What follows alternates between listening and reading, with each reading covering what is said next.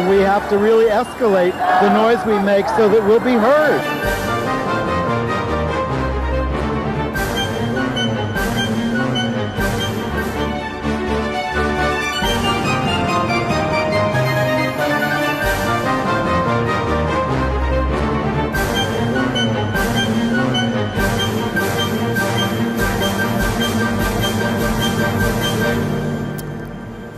Welcome to Gay USA. I'm Andy Hum. Yes, I'm back. It's Ann Northrup. Nice to see you. I warned you I was going to try to take more time off this week. Some people asked me if I was sick again. No, I am not sick. He's the one who's sick this week. Well, I have allergies, but I've taken some medicine, so I hope I don't fall asleep during the show because we have a lot of news. And in the LGBTQ headlines, President Trump's Department of Housing and Urban Development wants to let homeless shelters discriminate against transgender people. One might almost think they're encouraging them to discriminate, as the Health and Human Services Department is encouraging health providers to discriminate by allowing that to happen in healthcare agencies all over the country. We're already challenging that in court. Yeah. The Supreme Court, however, has rejected a challenge to a Pennsylvania school district's accommodation of trans students. Shocking.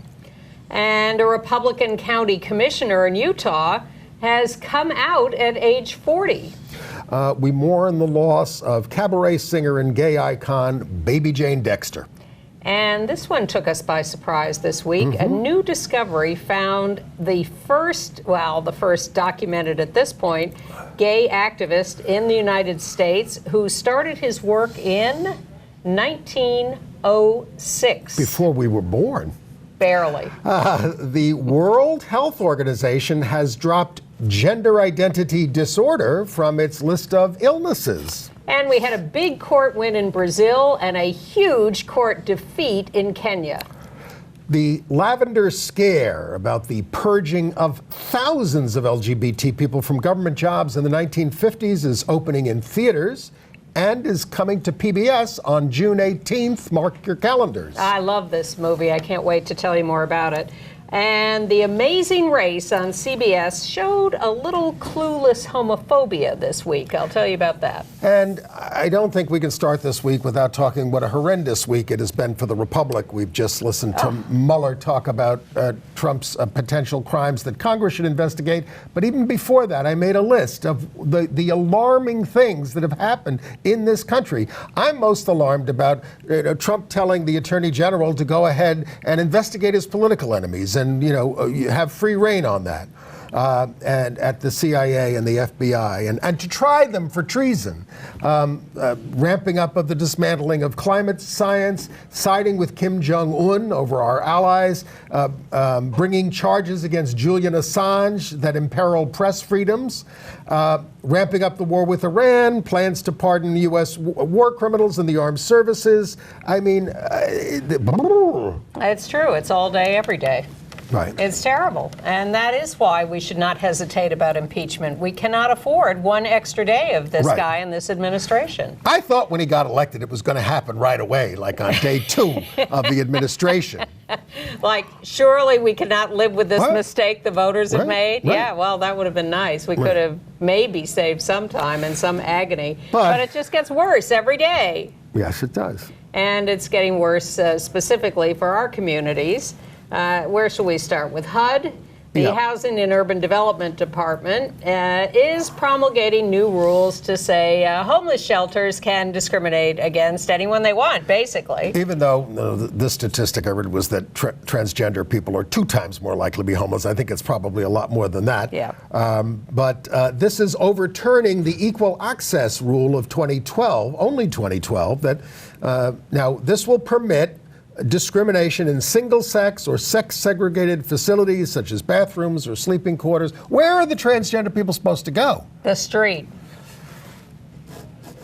Well, Honduras. And then there's the denial of care rule from the Department of Health and Human Services, which basically says if you've got a religious objection to something, and not just LGBT people, but you don't like Jews, for some reason, or Mormons or whatever. Unmarried mothers, whatever. You can discriminate. Well, this again is, canceling non-discrimination rules that were put into effect by the Obama administration and just gratuitously and cruelly taking horrible. Taking away these rules. Now, these rules were not hurting anyone, right? But this is just the gratuitous cruelty of the Trump administration. That denial of care rule is being challenged by Lambda, Americans United for the Separation of Church and State, Center for Reproductive Rights, and others. And they're bringing the case in the Northern District of California. This is all work that our legal organizations should not have to do. This is just extra work piled on by the gratuitous cruelty. I've evidently become fond of that phrase. Yes.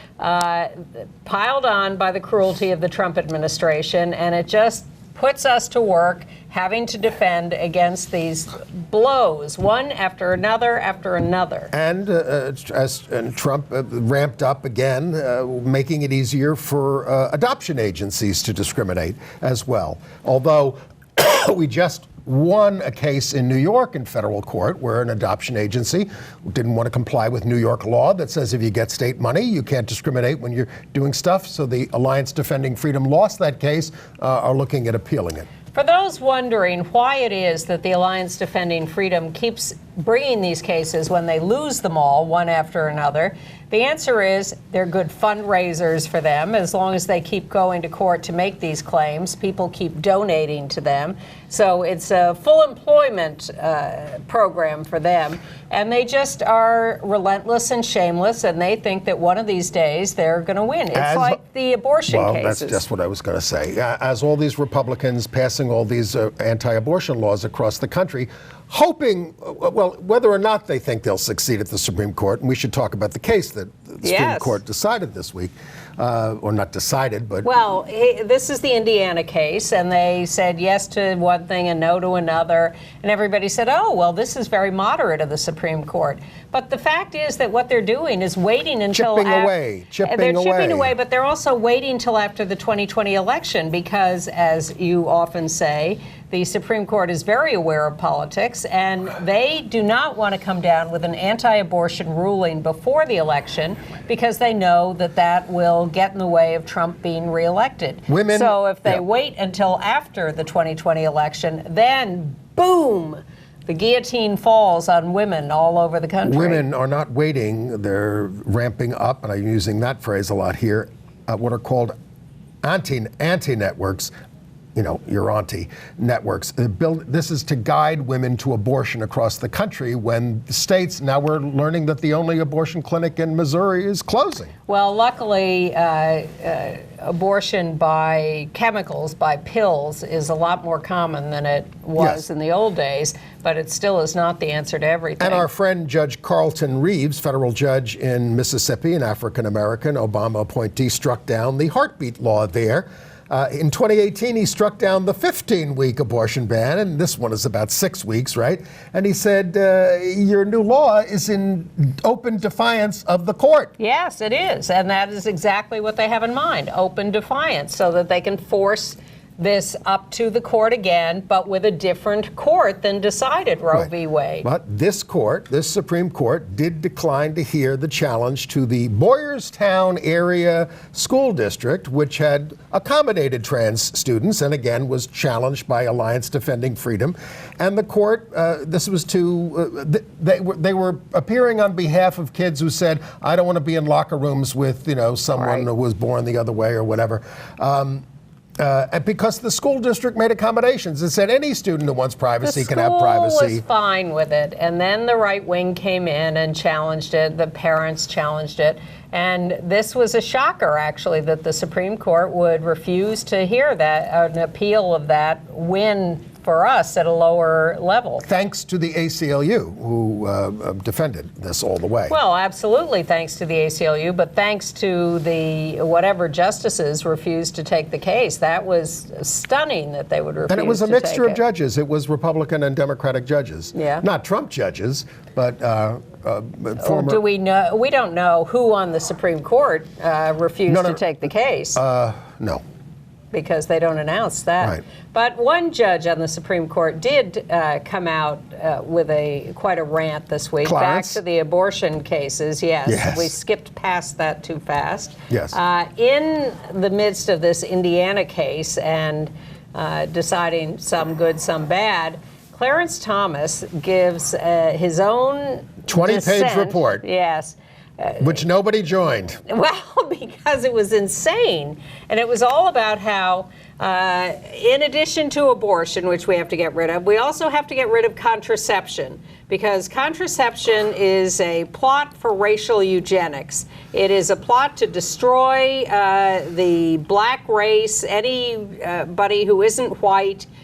This is anathema to communities of color to have contraception, and instead we should be outlawing it. So what, we can force people to have babies? I think basically what he's saying is, why can't people just masturbate to pornography like I do?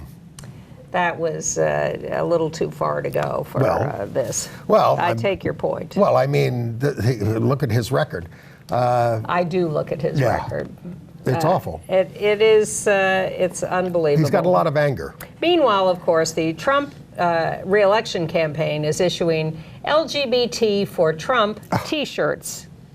Up to 3XL. Just pause a second to let that sink in. Insane. With all this we've just mentioned, which of course is a tiny bit of what he's done to us, LGBT for Trump T-shirts. But he's not completely politically stupid. He did get elected president, and he is urging Roy Moore not to run for the United States Senate from Alabama. Well, he urged him not to run for Senate, too, and then changed his mind when he got nominated and went down and campaigned for him. No, but now he doesn't want him to run in the primary. I understand, but I'm saying we've been through this dance before. But he does want the anti-LGBT zealot Ken Cuccinelli as the head of U.S. Citizenship and Immigration Services. He's the former Virginia Attorney General. Even Mitch McConnell hates him and will try to block him. He's hateful. Ken signed a letter to get McConnell to step aside 2 years ago. Well, isn't this is this updated? Is this the second job he's been looked at? Because originally they were going to have the nutcase from Kansas, Chris Kobach, do a big anti-immigrant job, and then he was too horrible for them. So then they brought out Cuccinelli, and then they decided he was so horrible they were going to demote him down to a lower job, which I guess this is. That's what this is. Yeah. All right. What else do I have on the Trump front? Well, Chelsea Manning is back in prison because they convened a new grand jury. The previous one had expired. So and that's when your jail term expires, when the grand jury expires. But then they impanel a new one and you get sent back to prison when you still won't testify. But now they're really putting the heat on. They're going to fine her $500 a day for not testifying. After 30 days. And then it kicks up to $1,000 a day. After 60 days, it could add up to $500,000 in penalties. These are only usually assessed against corporations, not people. Yes, and the total indicates the length of the term of the current grand jury, the new one. And when that runs out, they could put her back in and up the fines even more. Now, Trump's Federal Aviation Administration, which did not investigate Boeing's MAX 737, which killed hundreds of people, is investigating San Antonio's airport for excluding Chick-fil-A. And I believe that this was, by the way, the only bad bill, that anti-LGBT bill that they passed in Texas was a bill to sort of protect Chick-fil-A at the airport in Texas. Even saying that is so insane. Well, that was a great... We're passing a bill to protect Chick-fil-A at the airport. No, really. I mean, we expected the worst in Texas, and the House resisted 19 of the 20 bad bills down there. I think that's great. The fact that they feel a need to protect Chick-fil-A is... I'm tired of hearing the announcers at golf tournaments say, oh, I just have to go get a Chick-fil-A. They're so delicious. My God. Well, maybe we'll be bailed out by getting rid of the Electoral College. Maine voted to give its electoral votes to the winner of the national popular vote. 15th state to do so. We need 270 votes. We have 189. Nevada would make it 195, and they've already passed it in one of the houses. We're getting there. We have a ways to go, and but stop we're the closer. presses. Mississippi has an out gay candidate for the state legislature. Carlton Smith endorsed for the state Senate. He's a Unitarian minister by the Victory Fund. The primary is August 6th, and then he'd have to stand election in November. Be the first out LGBT official in the state. Other states never to have elected an out state legislature. Never. Alaska, Delaware, Louisiana, and Tennessee. Alaska, Delaware, Louisiana, and Tennessee. I'm surprised Delaware hasn't. Not yet. And there are some that had them and don't have them now, but that's the list. But never is that list. All right. Well, for possibly a brighter light, keep your eyes on Columbus, Ohio this Saturday. HRC is having its annual dinner there, and Joe Biden, seeing votes staring him in the face in Ohio, is the keynote speaker at the HRC dinner in Columbus. Right. I guess we should talk about... well, speaking of LGBTQ politicians, the New York City Council, with 51 members, 5 of them, I believe, are out LGBTQ, but they are all term limited off the council in a couple of years.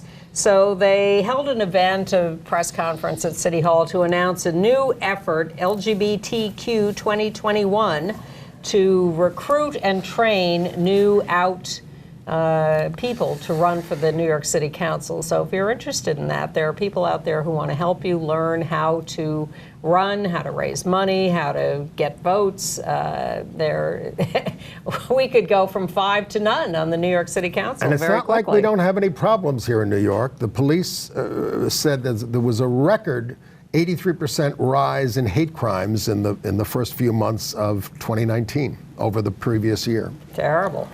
And in fact, we had a nice big demo this week in New York, a rally called Keep Your Hands Off Our Trans Bodies, acknowledging the recent murders of black trans women specifically, including the famous one in Dallas now that actually got national news coverage. I was shocked by that. Well, in Dallas, hundreds turned out for the funeral of Mulaysia Booker, 23 years old, the trans woman who was killed, the one who had survived a previous attack in April by a bunch of thugs. This was held in the Cathedral of Hope. And the trans group down there is working with the DA to improve safety and protection. Well, the rally here drew several hundred people and was very moving. There's Kiara St. James speaking through the bullhorn, and you see a lot of trans flags there. It was quite moving. It was a good-sized rally. We're under assault in New Jersey. A charter school, a public school, was ordered to cover up a mural of a rainbow heart and then a Keith Haring-like mural that we have a picture of. Because the students had been assigned to do artwork that copied or mimicked famous artists. So the building was leased from a Catholic church, and the pastor said that the Keith Haring-style mural was obscene. And he has no idea. He hasn't been to the one at the Gay Community Center in New York. But that's a little out there. Yes. But New Jersey schools are required to teach about LGBTQ history. So I don't know how they're handling all that. Well, they just passed that, so I don't know if it's in effect yet. This Catholic church, which owns the school building, also forced the school psychologist to take down a pro-LGBTQ poster. That Keith Haring-like art was made by a 16-year-old girl who was devastated at what happened. But what's shocking to me is, and we've talked about this years ago, Catholic schools are often sold but with a covenant. And the covenant is that whoever buys that property has to continue to adhere to Catholic doctrine, no matter what they're doing with that property. They've sold the property. It no longer belongs to them, but somehow they are allowed to impose this covenant. When they turned an Episcopal church in Chelsea into a nightclub, you know, the Limelight. Even Bishop Moore, a closeted gay man who was supportive of gay rights, was so appalled by some of the stuff that was going on there, he came in and desanctified the space. How'd they feel when they turned it into a mall? I know. The money changers in the temple. Well, I, of course, was always amused by the restaurant across the street from our building that had such a terrible reputation. It couldn't do business. Every time they put a new restaurant in there, nobody. And they brought in a priest, a rabbi, and a Buddhist monk to cleanse this space. It worked. Bad There's a burger place on the corner. It seems to be doing okay. Well, the solution was to put in a reasonably priced, low-scale place. The only one in our neighborhood. Well. All right. Good news from the International Mr. Leather Contest. For the second time, it has gone to a trans man, Jack Thompson. He is also out about being HIV positive, and he is also biracial, and he got a standing ovation. Well, in fact, he said, "I am a proud, biracial, openly trans, HIV positive man, and I am enough." I am enough. Yeah, well, by the way, good. The California Assembly passed a bill requiring teachers and school staff to receive training on how to support LGBTQ students. Well, also in California, and presumably across the nation, Starbucks is celebrating Pride Month with a rainbow-colored cup. But I'm not going to show you that cup because of what is going on with a Starbucks in Fresno. They have an employee who had worked there for 7, 8, 9 years who announced that she was transitioning, male to female, and the Starbucks wouldn't use the correct pronouns and wouldn't let her join the LGBT employee group. And she is suing Starbucks. What does for Howard this kind Schultz of treatment. have to say? Is he still running? That's what I'd like to know. Is he still running? I don't know. He's still running for president. By the way, speaking of presidents, there's a new book out that says Harry Reid had to put the screws to Obama in 2011 to get Don't Ask, Don't Tell repeal to be a priority. Yep. He said that Obama didn't want to do it. And he said, you want your nuclear arms treaty? You got to do this first. Well, Obama thought it was a loser, and he didn't want to lose his arms treaty. And Harry Reid said, yeah, Don't Ask, Don't Tell is harder. That's why we're going to do it first. How about that? And then you'll get your arms treaty, and that worked. Harry was a Mormon, too. Well, speaking of Mormon politicians, thank you for that segue. In Utah, Republican County Commissioner Nathan Ivey came out at age 40. How could he not have been out? Well, look at that. We will include his video announcement in our email. Go to our website, sign up for our emails, and we'll send it to you for the weekly email. But he was a photographer, and he did a gay wedding, and he said, it just kind of struck me. They were unashamed. Now, he is a Mormon, and he said they were happy. He said he's had attraction since the age of 9, but felt it was wrong. And tried to kill himself. Yes, when he was 22. But he is sticking with his church and his Republican Party. For the moment.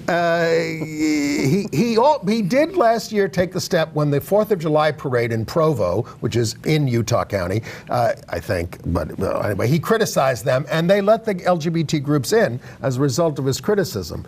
He's been married to a woman. They're dissolving it. He lives in a small ranching community, still friends with the wife. And speaking of those marriages, let's go to Alabama, where the legislature is voting to end the requirement for marriage licenses.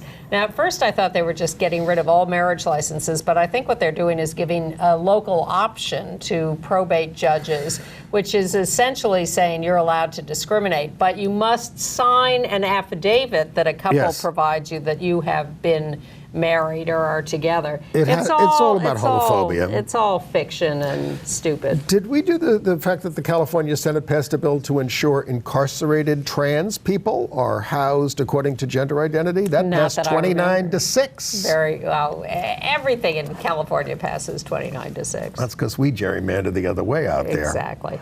Pete Buttigieg, he met his husband Chasten on Hinge. And that seems to be responsible for a 30% increase in profiles on the site in the last 2 months. Pete said it is not a site inundated with hookup culture and sex. These days, apparently more than 60% of same-sex couples meet online.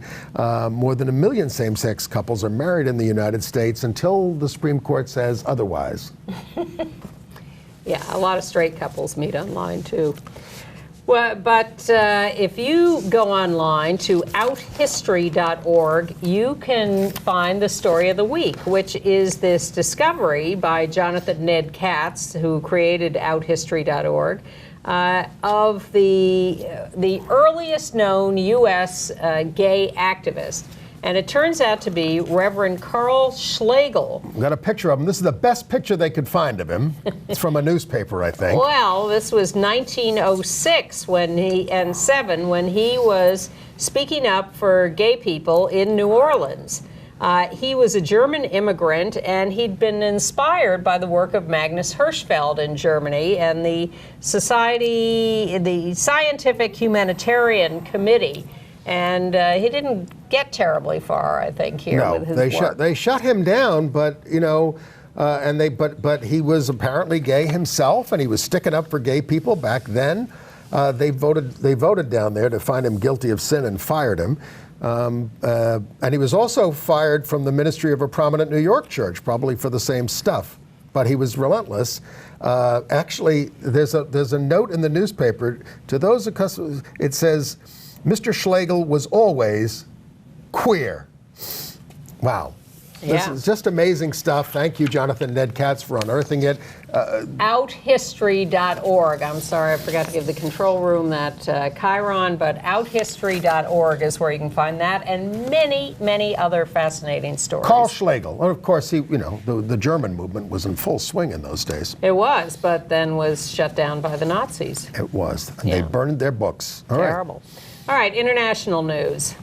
In Israel, an Orthodox rabbi has ordained a gay yeshiva student who had been denied ordination by his New York Orthodox yeshiva. His name is Daniel Atwood.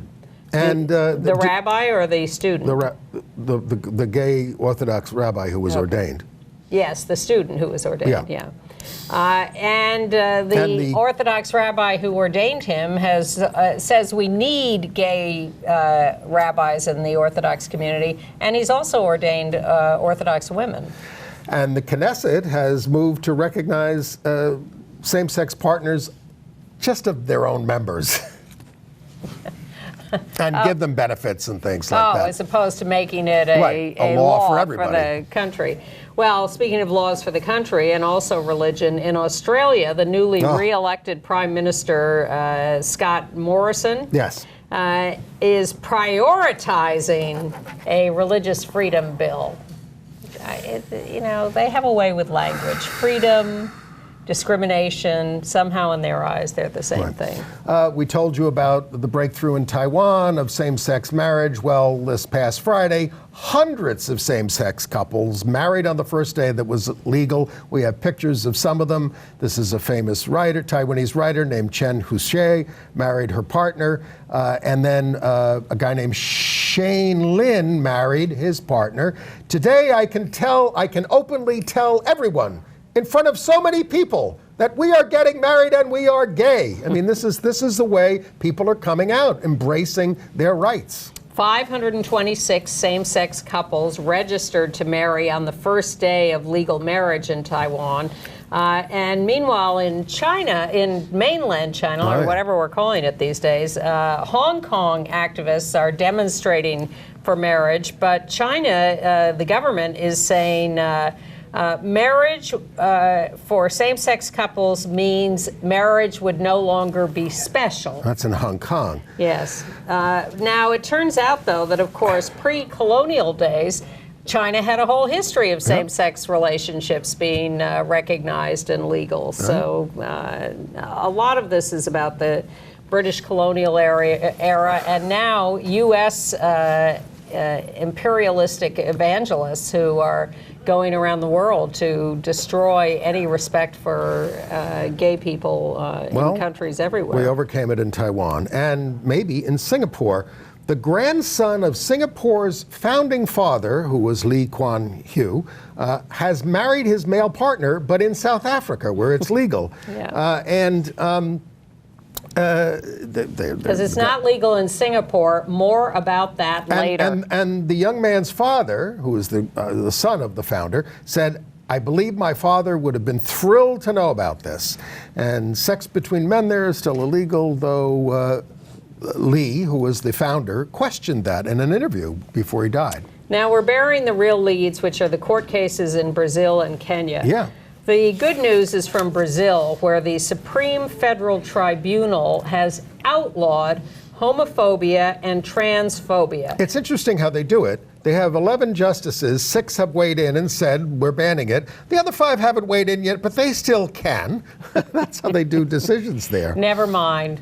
Well, but what they did was they equated it with racism. Yes. And now the government has to, or the court has to come up with rules to fold homophobia and transphobia into the rules against racial discrimination. Well, racism was made a crime in 1989 with up to a 5-year penalty. Now, this is all in the face of Bolsonaro, who is a total anti-gay bigot. Don't know how he's going to respond to all this. Brazil has legalized. He'll be like Trump. He'll ignore the law. Well, Brazil legalized same-sex marriage in 2013. It allows gay adoptions and things, so we'll see where all that goes. Bolsonaro is the stumbling block. Meanwhile, in Kenya, not so good. A 3-judge high court rejected decriminalization of sodomy, same-sex relations. And they said it's the same for everybody. It doesn't discriminate. What are you talking about? How could they write a 20-page decision and say this? Well, it doesn't, sodomy laws in the United States, some apply to all people and some apply just to same-sex relationships. And they're very clear in the decision that marriage is between a man and a woman, and that's part of the reason they did this. Yes, so same-sex couples or anyone practicing homosexual relations still faces 14 years in jail with this decision. The court said that even though we have a constitution that guarantees equal rights and freedom and all of that, this law criminalizing sodomy is not unconstitutional because it is against traditional moral values to be gay. Activists will go to the Court of Appeal to try to fight this. The UN human rights chief, Michelle Bachelet, the former president of Chile, says it encourages violence against LGBT people. Did we skip over this? We did. We did skip over Honduras, where 350 marched on Idaho-bit, the International Day Against Homophobia and Bisexual, etc., on May 17th. And transphobia. Demanding an end to violence, non-discrimination, marriage, and adoption. There are cases there. Do we have that picture? Did I see if you can pull that back up from Honduras. If you sorry, could. I missed that. There it is. It's so incredible to see people marching in places like Honduras openly and for freedom. Now, they have cases pending in the Supreme Court there. Yeah. They have bills pending in Congress there, and they have cases pending at the Inter-American Court of Human Rights. So amazing to see that. Meanwhile, in Spain, the right-wing Vox party won 10% of the vote in the recent national elections. That's not good news. Yeah. And the European elections were kind of mixed. The right wing didn't do quite as well as people feared, but nonetheless won a fair amount of. Back to Latinx America, Argentina, a 19-year-old trans woman sex worker was strangled by a 42-year-old man in broad daylight after a heated argument. We have lost Gala Estefaniana Parilla. And I'll go back to freedom marches. North Macedonia is going to hold its first Pride Parade on June 29th. They say that it's a form of protest for affirmation, support, and protection of human rights, which is exactly what marches like this should be, and is why we're doing the Queer Liberation March in New York on June 30th. At 9:30 in the morning at Stonewall Place in the Village, we're marching up 6th Avenue to Central Park. For a big rally, a big free rally on the Great Lawn from 1 to 4. And you'll get to move. You won't have to stand on a side street for 4 or 5 hours.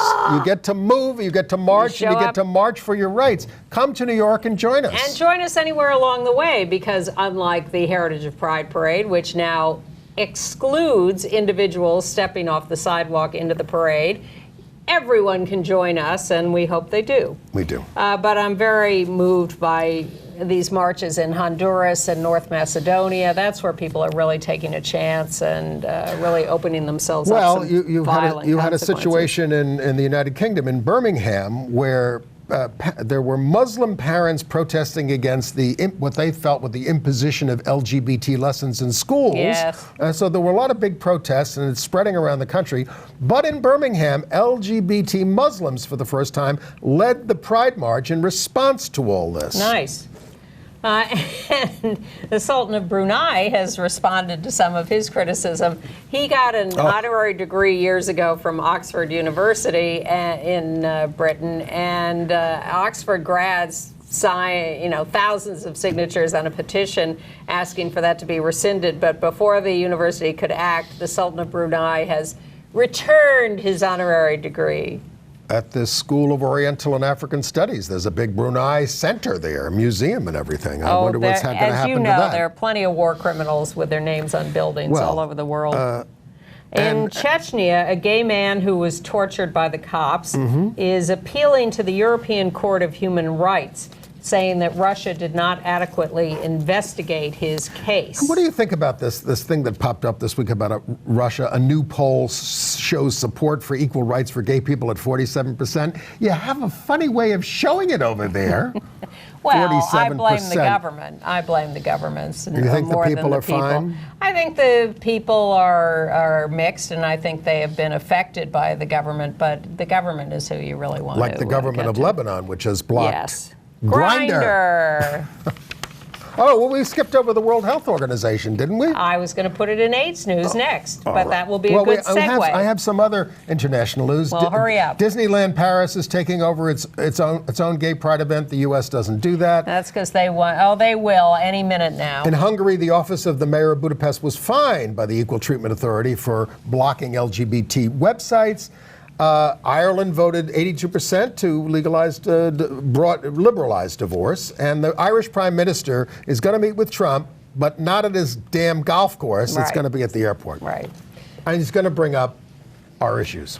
Meanwhile, the World Health Organization has canceled its gender identity disorder as a diagnosis. Now, some of this has been controversial because in some places, trans people have wanted that diagnosis because it's the only way they could get insurance reimbursement for surgery or hormones or whatever.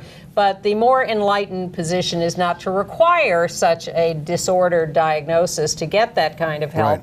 Right. So the World Health Organization says you should now be recognizing gender incongruence instead of labeling it a disorder. That is a big deal because the World Health Organization sets the tone for people around the world. It represents 194 member states. It's a big breakthrough. Yeah. I also have an answer to a question you asked on the show last week. You and Rob Shooter. Thank you, Rob Shooter. Why is it taking me all this time to thank him? Thank you. You've done 2 weeks in a row. I appreciate it. You asked, why is it that politicians cannot force lower drug prices? Why are they? Yeah. Because they get donations from big pharma. No, but that's not why they can't. That's why they don't. Yes, well, that was the question. Why don't they? I'm just tired of hearing them all complain about it and not do anything about it. They're the ones responsible for it. Because they're getting the money. You know, Larry Kramer wrote Tony Fauci and said, release Truvada, and he said, get real, I don't have that power. Well, you could be speaking up about it and engineering it, and the public health establishment could declare emergencies and make these things available for the public health. Follow the money. But they want to do other fascist things. Well, speaking of money, GMHC, formerly known as Gay Men's Health Crisis, but now just GMHC, held its annual AIDS walk, 34th annual AIDS walk, and raised $4 million. 15,000 people showed up to walk. That is a good thing. And I'm glad that the New York Times finally did a big article on the front page of the Science Times about the way research on HIV has overlooked women forever. But they do raise... That's about 30 years out of date. Yes, but... And they didn't mention ACT UP and the Women's Caucus. But they are finally highlighting it, but you know, obviously few medications are tested on women, even though women are what now more than half. But the barriers include restrictions on giving drugs to women of reproductive age is one of the issues. Please, this is such an old story. Well, all right. Anyway. Pakistan, by the way, had a big outbreak of HIV in a town called Larkaha. 494 kids, 113 adults. It's some quack doctor who's been using dirty needles on them. He's in prison. The story never changes. Nonetheless, we sit here bringing it to you. All right. Entertainment news. Sure. Well, I want to bring you the Amazing Race update. So they travel around the world. They have these couples who are all racing against each other. And one is two gay men who are a couple who are racing. And they win this leg of the race in Uganda. Now, first of all, the fact that they're going to Uganda, at the beginning of the show, they say, we have to go to Uganda?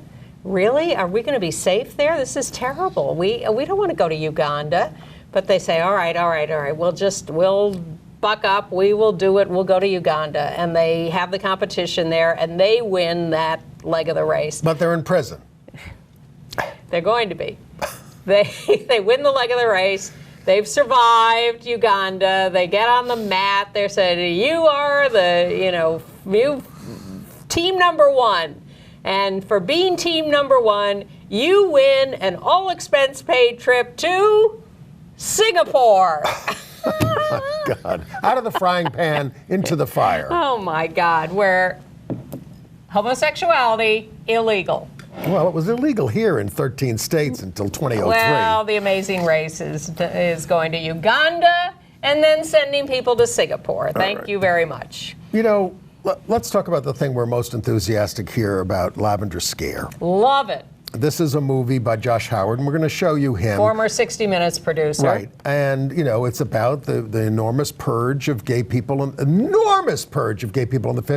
50s, starting with Eisenhower in government, but spreading throughout the land where everybody started turning each other in. So we're going to show you the trailer for The Lavender Scare, which is coming to theaters right now. The Lavender Scare. We have your friend in the next room. She's already told us that you're gay. You give us the names of others and we'll go easier on you. Committee will please come to order. Homosexuals must not be handling top secret material. The pervert is easy prey to the blackmailer. It started this Lavender Scare. It started this systematic campaign to identify and remove all suspected gay men and lesbians from the Federal Civil Service. I was called to the FBI office. They wouldn't allow legal representation. I was a scared kid. They wouldn't reveal the evidence. They said, we have information, you are homosexual. Do you have any comment? And they would threaten exposure. I submitted my resignation. I lost my job at the patent office. That was the end of it, I would have.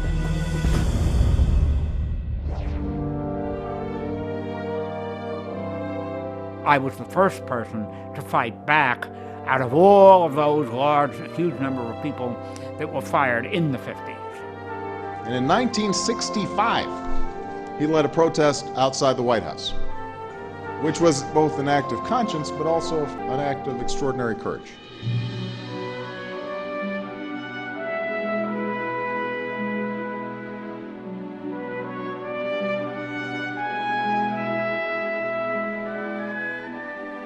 We are proud of you, Frank, and we are grateful to you for your leadership.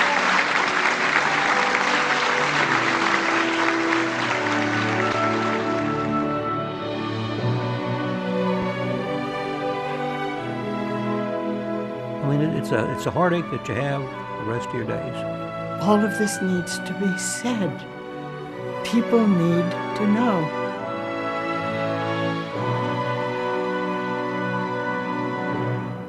So for those of you listening on the podcast, this purge continued from the early 50s through 1995 before they officially ended that policy, and affected 10,000 men and women who were forced out of government. Yes, and Frank Kameny is one of the central characters in this, because he fought it right up to the Supreme Court and was before a congressional committee.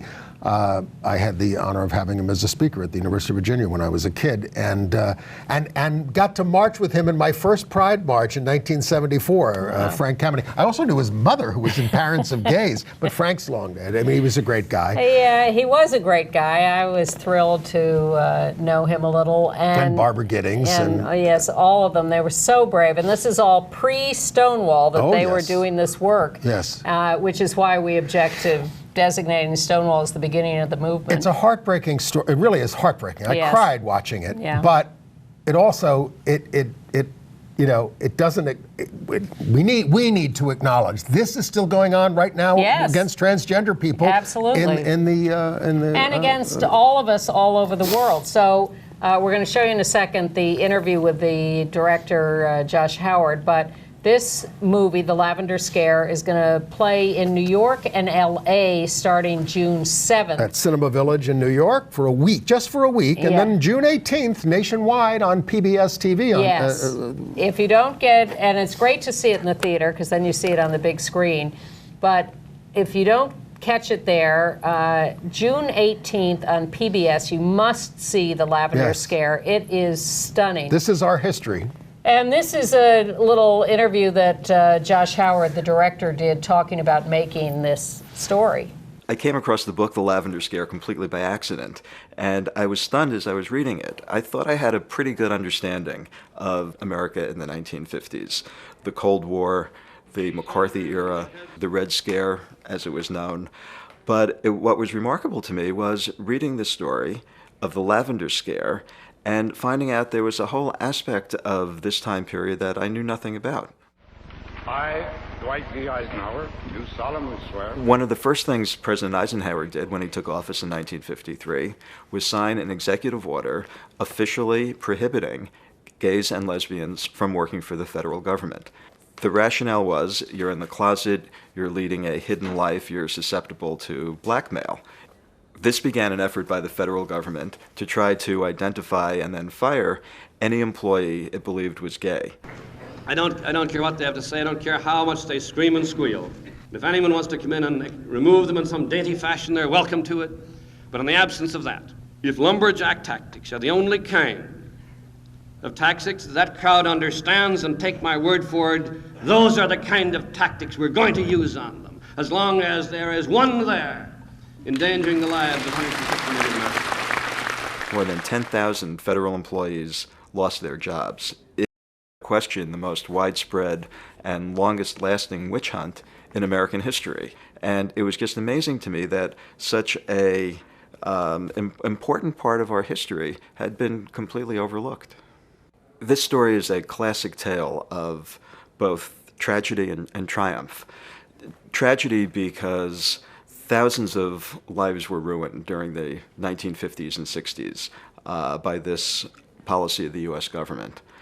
But there was triumph, too, because that heartache ignited a sense of outrage in the gay community that really helped spark the early days of the gay rights movement. And I really think that's an important reason to make this film, to understand the struggles and sacrifices of prior generations, and to also see how commitment and activism can make a real difference. This was front page news across the country. It was on the front pages. The New York Times regularly referred to us as perverts. Perverts. The word was the word. They didn't put it in quotes. Well, we were just referred to as perverts.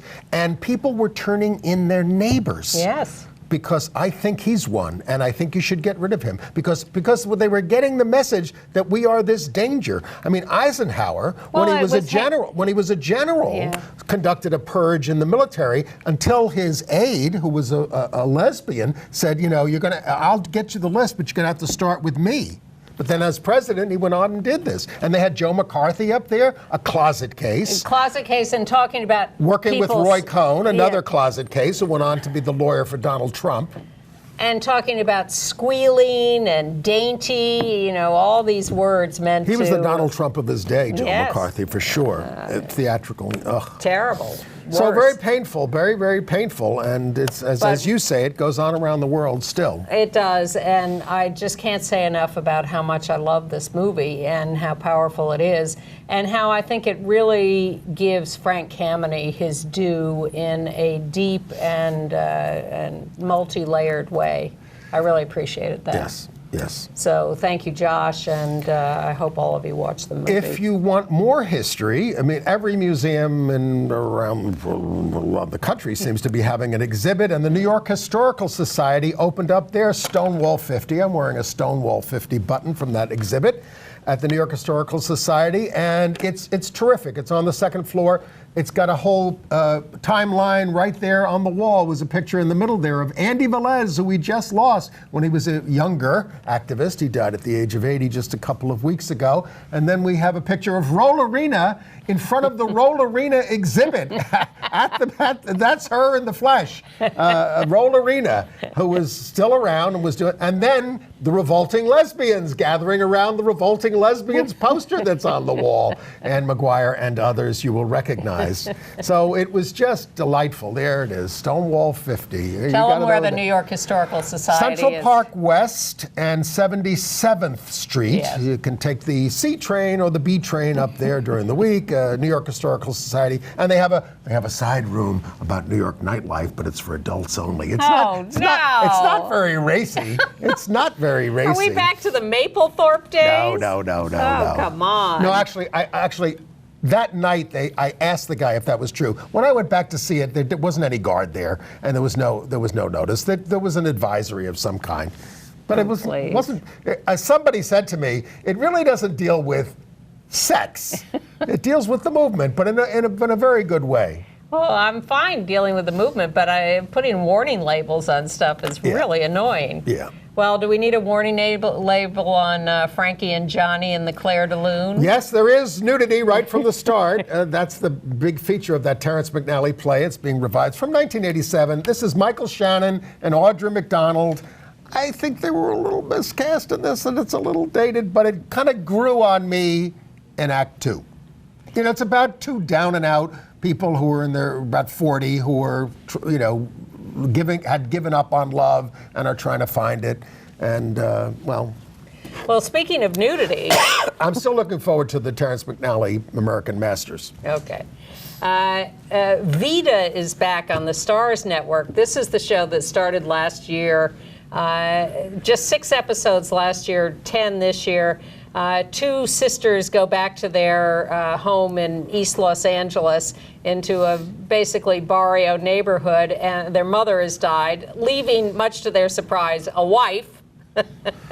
And they're taking over the bar, which is barely surviving, and it's all about relationships in that neighborhood. And the first year was fantastic. So it came back, and now they've got all 10 episodes on demand, available for viewing. I watched the whole thing in about 2 days. There are half-hour episodes, so you can breeze right through it. And there is a lot of sex and nudity in this one. One of the sisters is a lesbian, mostly. And it's terrific. Vida, V-I-D-A, on the Starz Network. How do you have time to breeze through anything when you're mounting the Queer Liberation March on June 30th, on Sunday, Good question, June 30th. Andy. Sunday, June 30th. 9:30 a.m. Sheridan Square. We step off. We go up 7th Avenue a block, turn right on 10th Street over to 6th, and then all the way up 6th Avenue. We're telling people, if you don't want to get up that early, go to Bryant Park at 11, and we'll pick you up along the way. There'll be fun there. and protest. This is a political march. It will be a little bit of everything, but it will be people in the streets. We've lost that in this city. I'm looking forward to it, and I haven't looked forward to Pride in a long time. Sunday, June 30th.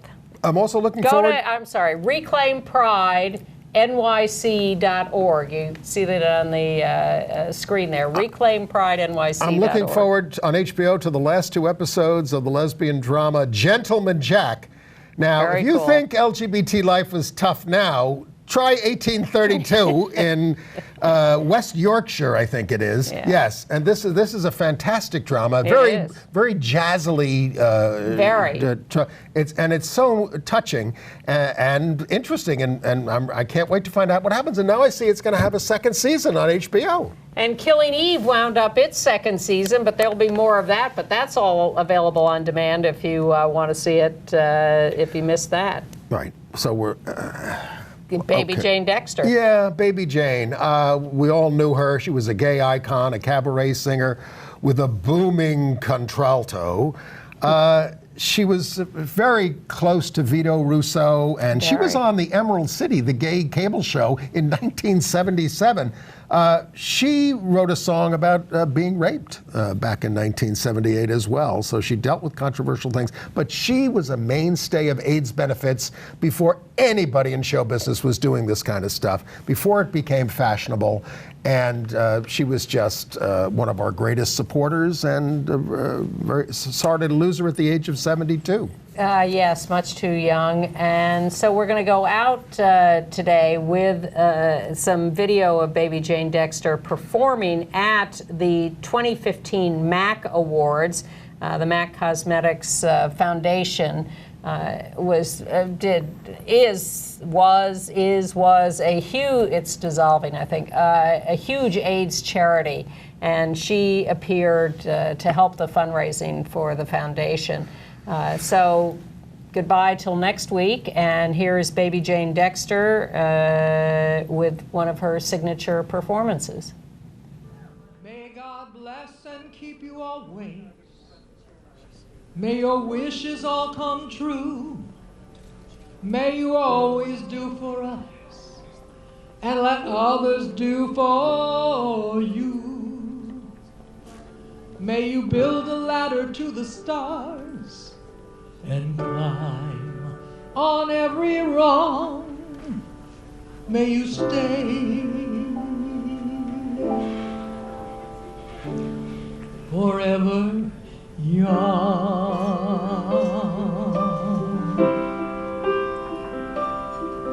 May you grow up to be righteous. May you grow up to be true. May you always know the truth and see the light surrounding you.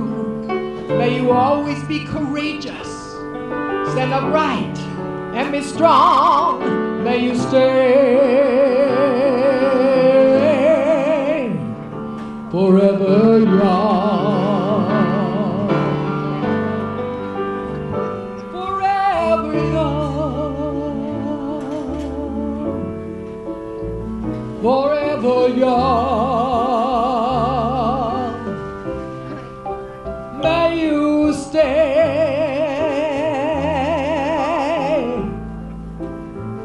forever young. May your hands always be busy. May your feet always be swaying. May you have a strong foundation when the winds of change is shaking. May your heart always be joyful. May your song always be sung. May you stay